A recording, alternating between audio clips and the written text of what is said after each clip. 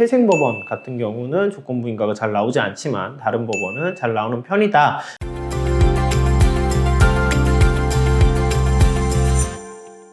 안녕하세요. 개인회생길잡이 김은천 변호사입니다.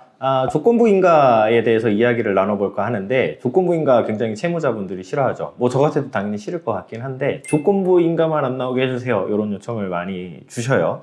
일단 조건부 인가가 뭐냐, 요거에 대해서 한번 설명을 드려보면은, 내가 이제 개인회생 절차를 진행을 하는 데 있어서 변제 계획안을 인가 승인을 받되, 다만 이제 향후에 진행을 하면서 소득이나 재산 변경 내역을 신고해라, 나한테 법원에 신고를 해라, 이게 조건부, 그러니까 조건을 붙인 인가라는 거죠. 그래서 내가 이제 소득이 만약에 변화했어요. 그래서 소득이 증가를 하게 됐으면은 증가된 소득에 맞춰서 추가 변제가 이루어져야 되고요. 만약에 이제 재산이 증가하게 됐다, 그에 맞춰서 변제 계획안이 또 변동이 되게 됩니다. 그렇기 때문에 사실은 채무자 입장에서는 개인회생 절차를 진행했는데도 뭔가 이제 법원의 어떤 감시를 계속 받아야 되는 거고, 그리고 경우에 따라서는 내가 이제 개인회생 절차 인가까지 받고 나면은 좀 이직을 한다든가, 혹은 내가 투잡을 떼서 좀 소득을 늘리고 싶은데 그런 부분에 있어서도 좀 장애가 생긴다라고 판단을 하시는 것 같습니다. 그러면 조건부 인가가 좀 이제 언제 나오느냐, 좀 대표적인 유형이 무엇이냐라는 것에 대해서 설명을 드려보면,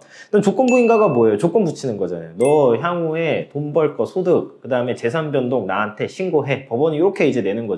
왜 이렇게 내냐? 그럼 이제 법원이 의심하는 거죠, 의심. 개인회생 절차를 진행해서 개시인가 받고 나면은 소득이 늘 것 같아. 그리고 재산 또 늘어날 것 같아. 이 부분에 대해서 법원이 이제 의심을 하니까 너 내 그 관리 감독을 받아. 이게 조건부 인가거든요. 그러니까 의심이 되는 상황이 있으면 조건부 인가가 나오는데, 대표적인 예가 이제 무엇이냐? 최근에 이제 취업하신 경우죠. 최근에 이제 취업을 한 경우에는 법원 입장에서는 분명 돈 더 벌 수 있는데, 일단은 취업을 해가지고 개인회생 절차 진행해서 유리한 조건의 변제 계획안을 통과시키고, 그리고 이제 소득 많이 주는 곳으로 이직하려는 거 아니야? 요거에 대해서 좀 의심이 이제 생기게 되는 거죠. 이제 그렇기 때문에 추후에 이제 개인회생 절차 진행 중에서 이직했는지 혹은 소득의 변화가 있는지를 확인을 하기 위해서 계속 소득과 관련된 내용들을 제출을 해라 라고 하는 것이죠. 그 다음에 이제 두 번째로는, 과거에는 많이 벌었는데 적게 버는 곳으로 이직한 경우에, 사실 똑같죠. 많이 벌었었는데 왜 갑자기 적게 버는 곳으로 이직하지? 개인회생 절차 진행을 위해서 좀 소득을 적게 주는 곳으로 옮겨서 좀 유리하게 하려는 거 아니야? 라는 생각을 하고, 이 경우에도 마찬가지로 조건부 인가를 통해서 확인을 하겠다라는 법원의 판단이 있게 되는 것입니다. 그 다음에 이제 뭐 세 번째로는요, 그렇게 뭐 많지는 않은데 변제율이 너무 낮은 경우에도 조건부 인가가 붙는 경우가 있어요. 그러니까 변제율이 너무 낮으니까 채권자들한테 불리한데, 혹시라도 너가 나중에 돈 더 벌 수도 있잖아, 그때는 채권자들을 위해서 돈을 좀 더 내야겠어, 이제 이런 어떤 그 생각이 깔려 있는 건데요. 일부 지방법원에서 변제율이 이제 너무 낮다고 판단될 때 간혹 이제 나오게 됩니다. 그래서 이제 조건부 인가가 그러면 내가 나올지 안 나올지를 언제쯤 알 수 있냐, 이거는 이제 보정 나오는 걸 보면 알 수 있어요. 그래서 보정이 이제 나오게 되면은 대부분 이제 조건부 인가를 생각을 하고 있으면, 그 카드를 만지작되면은 조건부 인가에 관한 사항을 변제 계획안에 반영을 하라라고 보정이 나오게 됩니다. 그럼 이제 그 보정에 따라서 싸워야겠죠. 조건부 인가가 지금 뭐 부당하다라든가, 혹은 이거 조건부 인가 지금 필요가 없는 상황이라든가, 이런 부분을 소명을 해서 대응을 하셔야 되고요. 이제 뭐 그렇지 않은 경우에, 혹은 어떤 그렇게 대응을 했음에도 불구하고 법원에서 좀 이게 조건부 인가의 사안으로 판단되는 경우에는 조건부 인가 결정이 나오게 됩니다. 조건부 인가 결정이 이제 법원에 따라서 다르냐, 요것도 좀 많이 궁금해 하시거든요. 그러니까 왜 그러냐면은, 이제 뭐 금지 중지 명령 같은 경우도 서울회생법원은 잘 내주는데 다른 데는 안 내줘요, 뭐 이런 게 있다 보니까 여기도 뭐 다른가요? 라고 이제 질문을 주시는데, 아까 제가 조건부 인가가 잘 나오는 어떤 유형들이 있다라고 그랬죠. 그래서 뭐 최근에 이직을 했다던가, 소득을 낮췄다던가, 변제율을 너무 낮게 이제 한 경우, 이 경우에 조건부 인가가 나올 수 있다라고 했는데, 서울회생법원은 이런 사유가 있더라도 조건부 인가가 잘 나오지는 않습니다. 서울회생법원이 사실은 채무자들한테 굉장히 유리한 것은 사실이에요. 그런데 이제 이외에 이제 지방법원은 이제 이런 사유가 있는 경우에는 조건부 인가를 내는 경우가 많고요. 그래서 이제 뭐 정리를 하면은 회생법원 같은 경우는 조건부 인가가 잘 나오지 않지만 다른 법원은 잘 나오는 편이다.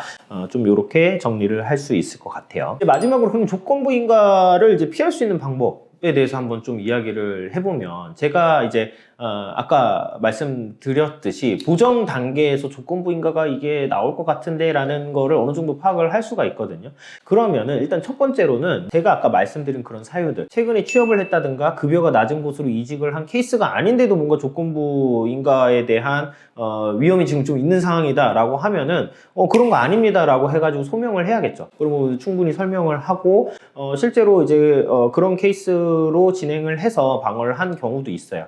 그래서 어쨌든 조건부 인가가 나온다는 거는 법원이 이제 의심할 만한 사정이 있는 건데 이제 그런 내용은 아닙니다. 뭐 그런 경우도 있거든요. 회사에서 어쨌든 이제 진급을 하게 되면 급여가 오르잖아요.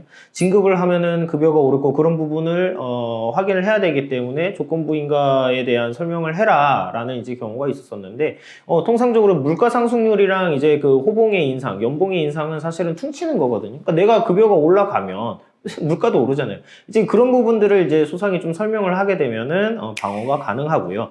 그 다음에 이제 아까 어떤 그런 이제 최근에 취업을 하거나 이직 등이 존재하는 경우에는 먼저 설명을 하는 게 좋습니다. 그래서 내가 이제 이런 사유가 존재하는데 이런 사유가 있었던 것은 왜 그렇게 된 것이고 소득이나 재산 등에 대한 내용을 투명하게 사전에 좀 제출을 하면서 설명을 하는 게 좀 유리합니다. 그래서 이런 점을 좀 참고를 하시고 상담 단계에서 먼저 말씀을 주시면은 조건부 인가가 어느 정도 문제가 되는 사안이구나를 검토하고 거기에 맞춰서 대응을 하니까 먼저 좀 설명을 주시면은 훨씬 더 좋을 것 같습니다.